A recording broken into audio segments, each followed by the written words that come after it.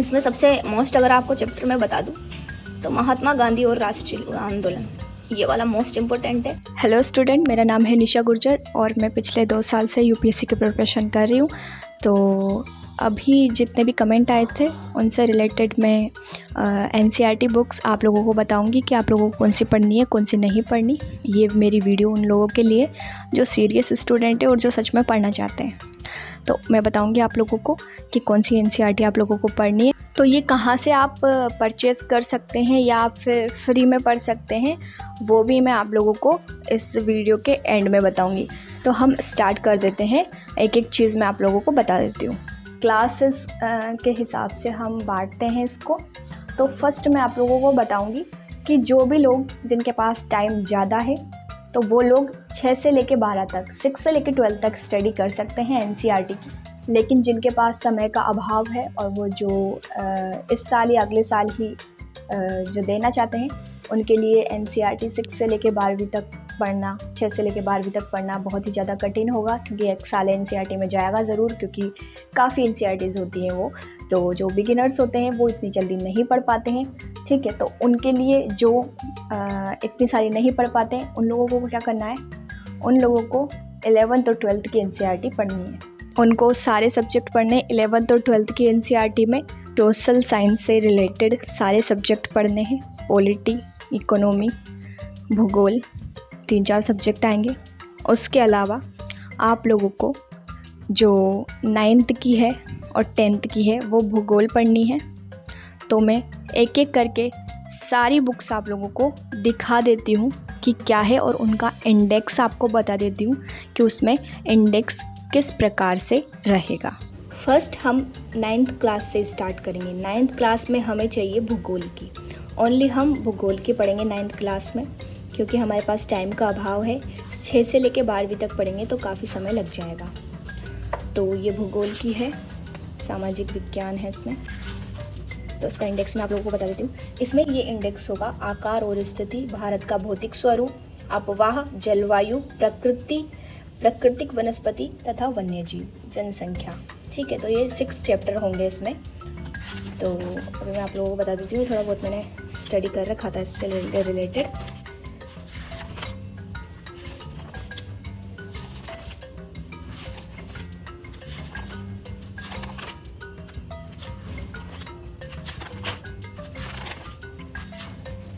ठीक है, तो ये मतलब जो भी मैंने कर रखा था स्टडी, तो ये तो हो गया मेरा 9th क्लास का भूगोल।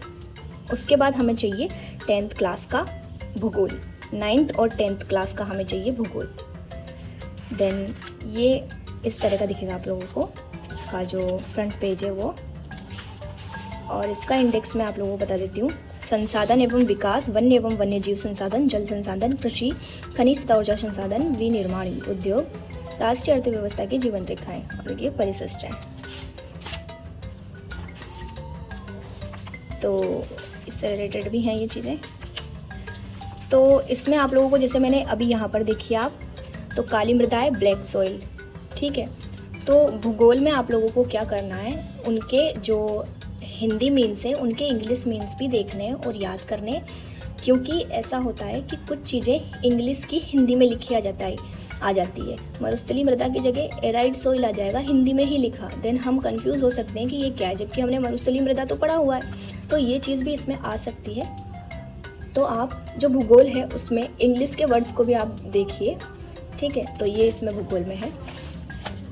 नेक्स्ट मैं बताने वाली हूँ आपको क्लास 11th का। तो क्लास 11th में आपको क्या क्या पढ़नी है एनसीईआरटी। तो फर्स्ट हमें भौतिक पर्यावरण, यानी ये भी भूगोल है, ठीक है। तो ये पढ़नी है हमें। इसका इंडेक्स मैं आप लोगों को बता देती हूँ।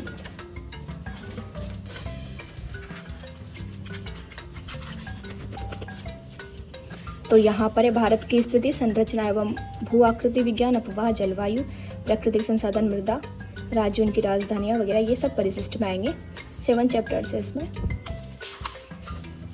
इसमें मैप वगैरह है सारे, ठीक है। तो ये मैंने कुछ स्टडी कर रखी है ये पहले।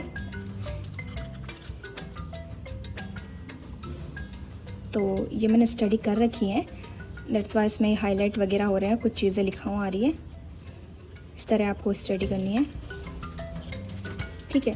तो ये आपका हो गया भूगोल 11th क्लास का। ठीक है। अब भूगोल में भी ये भौतिक पर्यावरण है, यानी भौतिक है, ये फिजिकल है ये, और ये इसके सिद्धांत हैं। ये भी भूगोल है और ये सिद्धांत वाली है। इसमें 2 बुक्स आएंगी 11th क्लास में भूगोल की।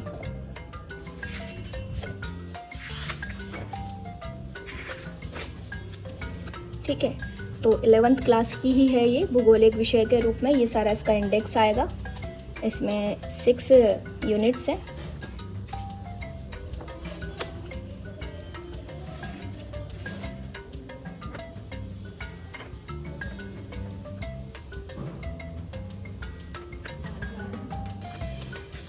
इसमें 6 यूनिट्स आएंगे आप लोगों के लिए। उसके बाद आप लोगों को पास आएगा इकोनॉमी, अर्थव्यवस्था। ये है इकोनॉमी है, ठीक है। तो यहाँ पर आपका 11th क्लास में आएगी। वैसे ये 9th क्लास से स्टार्ट हो जाएगी, पर 9th और 10th में कुछ भी नहीं है, बस एक कहानी के रूप में कुछ शब्द परिभाषित किए गए हैं। तो 11th 12th ही आपको पढ़ना है। इंडेक्स में सभी का बता देती हूँ आप लोगों को, ताकि आप लोगों को पता चल जाए।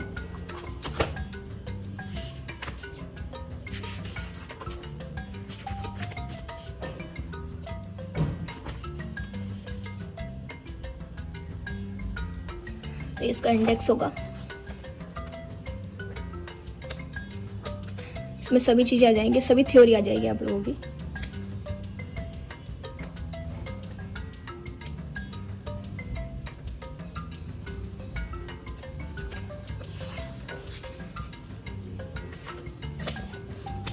ये आपकी अर्थव्यवस्था हो गई। यहाँ पर ये आ गया इतिहास का 11th क्लास में।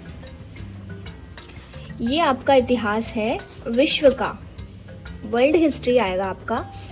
वर्ल्ड हिस्ट्री में क्या होता है कि प्री में तो पूछे जा सकते हैं आपके, किंतु जो मैथ्स आएगा, मेंस आएगा, सॉरी थोड़ा ना शब्द का ऐसा हो रहा है, लेकिन आप समझ जाइएगा। जो मेंस आएगा ना, उसमें क्या हो रहा है, अभी जो ट्रेंड चल रहा है, एक साल एक क्वेश्चन आता है, फिर दूसरे साल वो क्वेश्चन नहीं आता, फिर एक साल वो क्वेश्चन आता है सिर्फ एक मेंस में, फिर दूसरे साल वो नहीं आता। तो विश्व के भूगोल में मेंस में ये चल रहा है, पर कुछ नहीं कह सकते हम, वो यूपीएससी है, वो कुछ भी दे सकता है। ये तो मैं आपको बता रही हूँ कि विश्व का भूगोल में इस तरह आता है। तो इतिहास है, उसमें जो इससे रिलेटेड है वो कुछ ही चीज़ें पढ़नी है आपको, इतना ज़्यादा इस पर ध्यान नहीं देना है आपको। इसकी जगह आप इस चीज़ का करंट अफेयर पे ध्यान दीजिए कि विश्व में करंट में क्या चल रहा है, उससे रिलेटेड आपके प्री में क्वेश्चंस पूछे जा सकते हैं। वैसे मैं आपको ये इंडेक्स बताती हूँ, पर इसमें से क्वेश्चन ज़्यादा आते नहीं है। देखो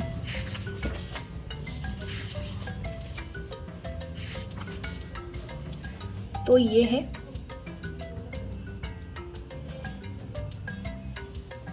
क्रांति वगैरह क्या हुआ था, क्या नहीं हुआ इतिहास में, विश्व के इतिहास है ये। तो इसमें क्या हुआ था, क्या नहीं हुआ, ये सब चीज़ें हैं। कौन सी चीज़ कहाँ से उत्पन्न हुई, ये सब चीज़ें नहीं पूछते हैं अभी, ठीक है। ये सब चीज़ें हमारी आ सकती है, ये हमारी पीएससी लेवल पर आ सकती है। जैसे कि उसमें जो फैक्ट ज़्यादा पूछते हैं, तो ये चीज़ हमारी आ सकती है पीएससी लेवल पर, स्टेट लेवल पर आ सकती है। यूपीएससी में ये चीज़ें अभी नहीं पूछते। विश्व के इतिहास में से या फिर विश्व जो वर्ल्ड हिस्ट्री है उसमें से हम जो हमारा करंट अफेयर है उस पर ज़्यादा ध्यान दीजिए आप। तो इससे भी रिलेटेड मैं आपको बताती हूँ, मैंने पढ़ी तो पूरी थी, जब मेरे को कुछ भी ज्ञान नहीं था तो मैंने सब पढ़ लिया था, पर कहाँ ज़्यादा मेहनत करनी है और कहाँ कम करनी है वो भी आप लोगों को आना चाहिए, ठीक है। तो ये है विश्व का। उसके बाद हम पॉलिटी पे आ जाते हैं। तो पॉलिटी में हमें 2 बुक्स दे रखी है, ठीक है। एक ये वाली संविधान वाली और ये सिद्धांत वाली। सिद्धांत आप देख सकते हैं, नॉर्मल ही है ये, अगर आप एक बार पढ़ेंगे 2 बार पढ़ेंगे आपको बहुत नॉर्मल लगेगी ये वाली किताब। वैसे इसमें क्या है, शब्द थोड़े कठिन देते हैं, बाकी उसका जो अर्थ है वो नॉर्मल ही होता है। राजनीतिक सिद्धांत, स्वतंत्रता, समानता, सामाजिक न्याय, अधिकार, नागरिकता, राष्ट्रवाद, धर्मनिरपेक्षता, शांति और विकास, ठीक है। इसको आप देख लीजिए, बहुत ग्राउंड लेवल पर दे रखा है, पर इसमें से कुछ क्वेश्चंस हैं जो हमारे प्रीवियस ईयर में पूछे गए थे धर्मनिरपेक्षता से रिलेटेड इसमें, तो ये आप पढ़ सकते हैं। उसके बाद आता है संविधान। संविधान में मतलब अभी ये ग्राउंड लेवल पर चल रहा है, जब आप बड़ी बुक पढ़ेंगे तो उसमें थोड़ा सा बड़ा दिख जाएगा, मतलब जो जूम करके देखते हैं उस टाइप का मानो आप। तो ये संविधान वाली है, इसमें देखते हैं हम, ये इंडेक्स आएंगे, एक चिट्ठी आपके नाम, ये तो अलग है, यहाँ से स्टार्ट होते हैं, ये 10 चैप्टर्स हैं इसमें। संविधान, भारतीय संविधान में अधिकार, चुनाव, प्रतिनिधित्व, कार्य पालिका, विधायिका, ये सब चीज़ें हैं। संविधान को बताया गया है इसमें, ठीक है। ये भी मैंने पढ़ ली थी, मैंने सभी पढ़ ली थी पढ़ने में तो देखो। उसके बाद सोशियोलॉजी की 2 बुक आएंगी आपके पास, मैंने अभी तक नहीं पढ़ी थी, ये इतनी इम्पोर्टेंट है नहीं वैसे ये, क्योंकि मैंने पढ़ी नहीं, ठीक है। तो ये 2 रहती है, इनको आप पढ़िएगा जब आपके पास ऑप्शनल हो सोशियोलॉजी का, समाजशास्त्र का, देन आप इनको पढ़ लीजिए। बाकी आपके पास ये 11th की है। अब मैं आप लोगों को बताती हूँ 12th क्लास की, ठीक है। सो अब हमारे पास आ गई 12th क्लास की NCERT। तो यहाँ पर है समकालीन विश्व की राजनीति, ठीक है। तो ये विश्व की है, ये भी इतनी इम्पोर्टेंट नहीं है पर इतनी इम्पोर्टेंट नहीं है, ठीक है। चीन, सोवियत संघ, इसमें क्या हुआ क्या नहीं हुआ, कुछ चीज़ें हैं जो कि हमें मालूम होनी चाहिए, जैसे कि WHO की स्थापना, ठीक है। और भी इसमें बहुत, शीत युद्ध क्या होता है, कैसे होता है, ये सब चीज़ें हैं जो कि हमें पता होनी चाहिए। शीत युद्ध के चरण कितने हैं, क्या है, कैसे स्टार्ट हुआ, सोवियत संघ का विघटन कब हुआ, ठीक है। नाटो की स्थापना कब हुई, कैसे हुई, क्या कारण थे, क्या नहीं थे, ये सब चीज़ें इसमें हमें पता होनी चाहिए, ठीक है। तो यहाँ पर ये चीज़ें हैं, यहाँ पर ये है पूंजीवादी और समाजवादी, कैसे क्या किस तरह से गठन हुआ, क्या नहीं हुआ, ठीक है। दोनों ने संघ बनाए थे, सीटो और सेंटो, ठीक है। और उसके बाद नाटो ही था जो कि अमेरिका के द्वारा, इनके द्वारा बनाया गया था, क्योंकि 2 ही शक्ति थी, अमेरिका और USSR, ठीक है। तो ये कुछ चीज़ें हैं जो हमें याद होनी चाहिए कि इतना टाइम इस पर वेस्ट नहीं करना है जितना हम और पर कर सकते हैं। स्वतंत्र भारत में राजनीति, ठीक है, ये फर्स्ट था और ये सेकंड है, दोनों ही पॉलिटी की है, लेकिन ये विश्व की राजनीति है, आती पॉलिटी में, स्वतंत्र भारत में राजनीति, ठीक है। तो स्वतंत्र भारत में क्या हुआ क्या नहीं हुआ ये भी है इसमें, राजनीति क्या नहीं हुआ क्या नहीं हुआ, ये बिल्कुल भी इम्पोर्टेंट नहीं है आपकी बुक, बिल्कुल भी इम्पोर्टेंट नहीं है, एक भी क्वेश्चन नहीं पूछते, फिर भी टाइम वेस्ट करना है तो पढ़ सकते हैं आप, ठीक है।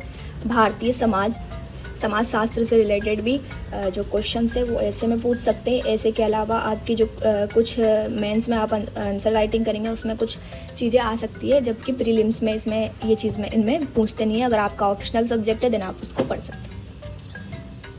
ये भी समाजशास्त्र से रिलेटेड है, ये भी इसका भी वही चीज़ है। उसके बाद हमारी आती है इकोनॉमी, अर्थशास्त्र, ठीक है। तो अर्थशास्त्र तो हमें पढ़ना है, तो यहाँ पर हमारा इसका इंडेक्स है ये कोई पेज कैसा हो गया, ठीक है। तो ये तो हमें पढ़नी है, लेकिन यहाँ पर कुछ चीज़ें हैं जैसे कि ये फॉर्मूला वगैरह, ये कोई भी फॉर्मूला वगैरह नहीं पूछता है, हमें सिर्फ इनके जो ये, एक सेकेंड में देखती हूँ, इसमें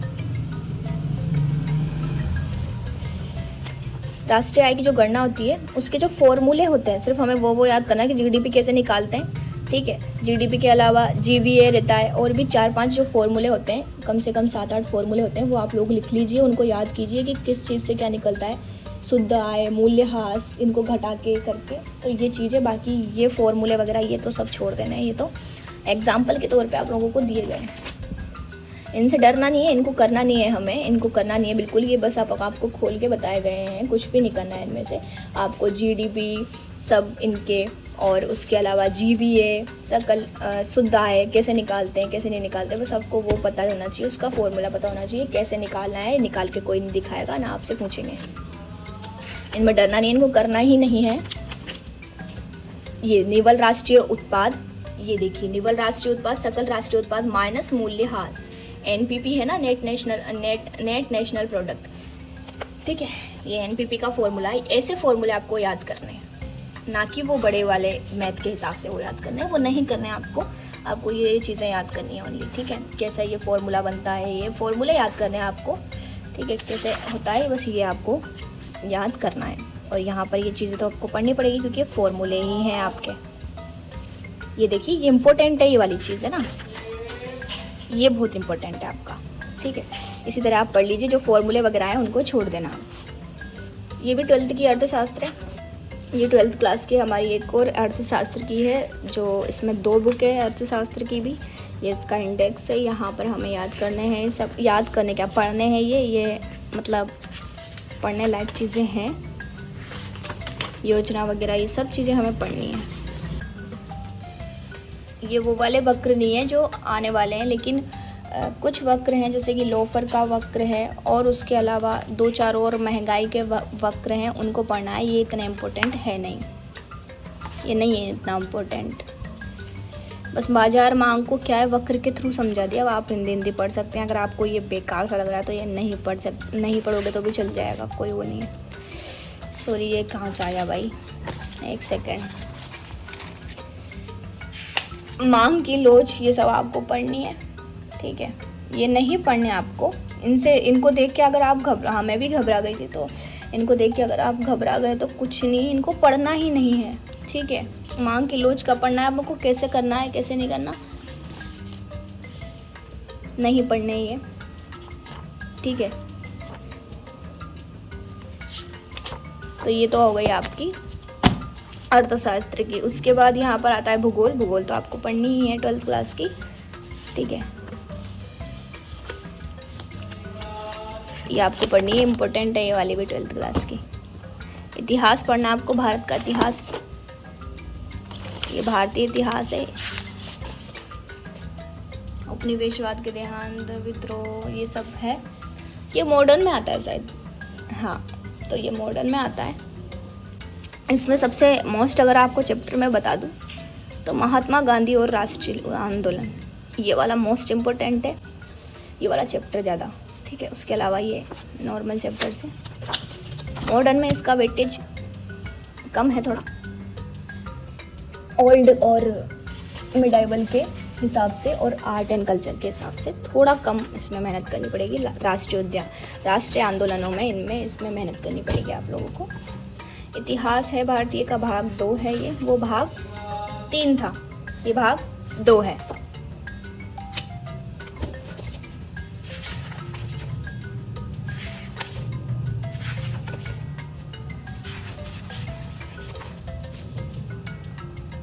यात्रियों के नजरिए, भक्ति, सूफीवाद, किसान, जमींदार, ये शासक बने, ये इतिहास है। ये इनको भी पढ़ना है आप लोगों को। उपनिवेशवाद होते हैं, हाथ मित्रों, ये भाग 3 में दे रखा है, जो कि इसका है। ये भाग 2 में ये वाली चीज़ें बस देख लीजिएगा, पढ़ लीजिएगा, इतना इम्पोर्टेंट नहीं है भाग 2।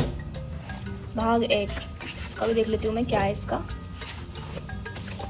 ईटे मन के, ये सब इतिहास में आ जाता है, प्राचीन भारत का इतिहास में इनमें आ जाता है ये, ओल्ड हिस्ट्री में। तो ये भी आप लोगों को पता होना चाहिए, ठीक है।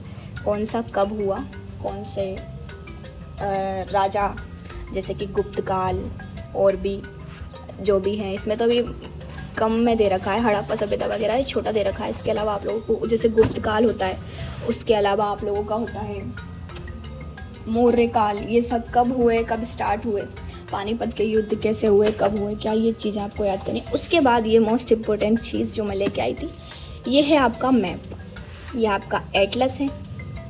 तो यहाँ पर आपको जो मेरा मीडियम है वो हिंदी मीडियम है, लेकिन ये मैं इंग्लिश मीडियम का लेके आई थी, क्योंकि देखिए आप, ये इंग्लिश मीडियम का है मेरा, सब चीज़ें इंग्लिश में। क्योंकि मुझे किसी सर ने बताया था, एक सर थे हमारे जो पढ़ाते थे, उन्होंने बताया था कि इंग्लिश अच्छा रहता है, क्योंकि इंग्लिश में ज़्यादा चीज़ें आपको शो होंगी, हिंदी वाला जो मैप है उससे ज़्यादा अधिक इसमें शो होंगी। तो अगर आपको वैसे बहुत ही ज़्यादा दिक्कत होती है इंग्लिश पढ़ने में, तो फिर आप हिंदी का ले सकते हैं। लेकिन आप अगर कंफर्टेबल इंग्लिश में, क्योंकि तो नाम है, सिर्फ इन नामों को तो पढ़ सकते हैं हम, तो इंग्लिश वाला लेके चलिए आप, क्योंकि इसमें ज़्यादा चीज़ें आप लोगों को ज़्यादा चीज़ें पता चलेंगी इसमें, इंग्लिश वाले में, ठीक है। तो इसका ये एक वो बेनिफिट पॉइंट होता है। तो ये चीज़ है आपकी। तो ये है हमारी NCERT 11th 12th की, 9th और 10th की भूगोल की, और 11th। तो मैंने जो ये NCERT है, तो ये NCERT मैंने मंगवाई थी अमेज़न से, ऑर्डर करी थी मैंने ये NCERT। और अगर आप लोग ऑर्डर नहीं करना चाहते तो आप साइट पे जा सकते हैं NCERT के और उसको पढ़ सकते हैं। वहाँ जाके आप उसको डाउनलोड कर सकते हैं। अगर वहाँ पे आपको नहीं हो रही डाउनलोड देन फिर आप प्ले स्टोर पे जा सकते हैं और NCERT हिंदी मीडियम लिख के उसमें पूरी NCERT आप लोगों के पास आ जाएगी। ऐप आएगा एक, उसमें आ जाएगी। मैंने इसलिए मंगाया था क्योंकि फ़ोन में मैं देखती थी ना, तो मुझे थोड़ा सा ऐसा सिर दर्द सा करने लग जाता था। तो फिज़िकल रूप मुझे चाहिए था, मतलब बुक चाहिए थी। तो बुक में उसमें क्या निशान भी लगा सकते हैं, वो कर सकते हैं ना, इस वजह से मैंने मंगवाई थी। और सेकंड थिंग, मेरी जो सिस्टर है वो 11th में थी, 12th क्लास में थी, उसके पास आर्ट्स सब्जेक्ट था, इस वजह से उसको भी स्कूल से मिली थी, गवर्नमेंट स्कूल से NCERT। तो वो भी थी उसके पास, लेकिन वो तो हमें वापस जमा करनी पड़ी। तो ये तो वो वाली है जो मैंने मंगवाई थी। तो ये चीज़ अगर आपके पास है वो वाली तो ठीक है, किसी से आप ले लीजिए। अगर नहीं ले सकते आप तो आप जो साइट है उस पर जाके डाउनलोड कर लीजिए और डाउनलोड करके पढ़िए। अगर डाउनलोड भी आपसे नहीं हो रही है तो फिर आप प्ले स्टोर में जाइए, NCERT हिंदी मीडियम लिखिए, ग्रीन कलर का कुछ ऐसा NCERT में लिखा हुआ आ जाएगा, ग्रीन कलर का पोस्टर सा, उसमें वाइट कलर से लिखा आएगा NCERT फॉर हिंदी मीडियम। आप वो ऐप डाउनलोड कर लीजिए, उसमें आपको सभी मिलेगा, सेम टू सेम वही है। उसमें आपको क्वेश्चंस भी मिल जाएंगे सॉल्व करने के। तो ये चीज़ आप कर सकते हैं, ठीक है। अगर इससे रिलेटेड कोई डाउट हो तो आप कमेंट सेक्शन में बता सकते हैं और नेक्स्ट वीडियो में बनाऊंगी बड़ी जो बुक है उससे रिलेटेड। क्योंकि अभी क्या हुआ ना, बड़ी बुक मुझे मिली नहीं, मतलब कुछ है जो मेरी पता नहीं किधर रखी है मैंने, तो मैं उन सबको ढूंढ के सबको करके उसके बाद बताऊंगी, ठीक है। तो तब तक के लिए बाय।